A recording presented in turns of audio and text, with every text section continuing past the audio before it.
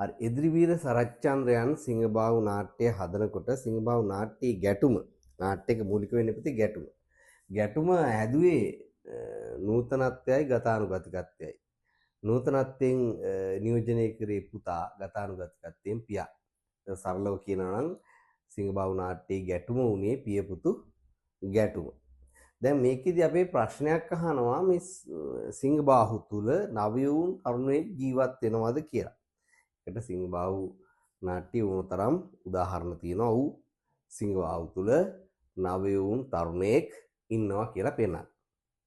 දැන් සිංහබාහුගේ මෙන්න මේ ප්‍රකාශය අරන් බලන්න.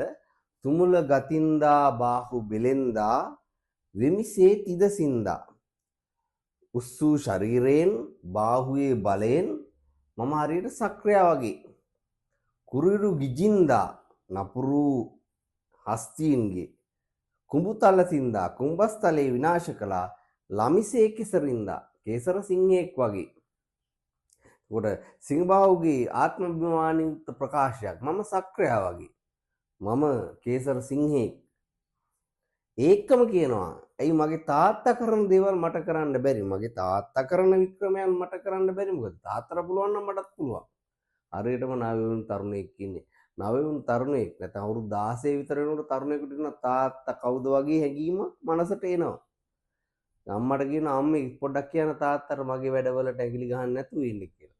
තාත්තා කරදරයක් නේ අම්මේ. එහෙම කියන අවස්ථා තියෙනවා. සාමාන්‍ය නවයවුන් තරුණයෙකුට තාත්තාගේ හැඟීම් තාත්තාගේ ආදරය එකපාරට වැටහෙන්නේ නැහැ. සාමාන්‍යයෙන් තමන් ටිකක් ගියපත් වෙනකොට තමන් මුහු පුරා යනකොට තමයි තීරෙන්න පටන් ගන්නෙ තාත්තගේ අගේ.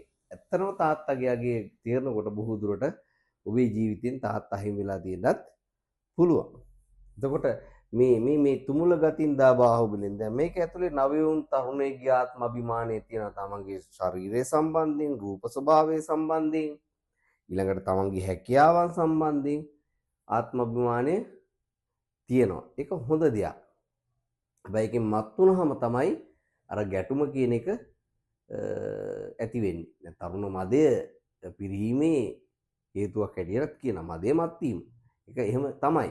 හැබැයි ඒක හරියට කළමනාකරණය කරොත් ඒක බොහොම ධනාත්මක ලක්ෂණයක්.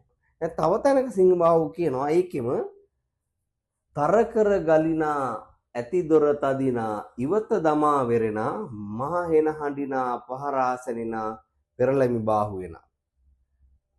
ගල් වෙන විඳලා මගේ බාහුවේ ශක්තියෙන් ගල් වෙන විඳලා මම නිදහස් හොයාගෙන යනවා කියන එක සිංහබාහු තුල තියෙනවා. ඒකත් නවයුන් තරුණයෙකුට තියෙන්න පුළුවන් ලක්ෂණයක්.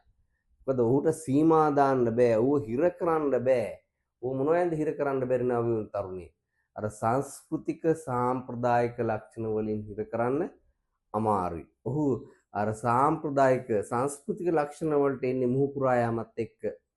අර හැමදේම වෙනස් කරන්න හිතෙන කාලයක් නවයවුන් තරුණ විය කියලා කියන්නේ. නවයවුන් විය කියලා කියන්නේ. එතකොට ඒක තේරුම් ගන්න පුළුවන් වෙන්න ඕනේ වැඩිහිටියන්ට.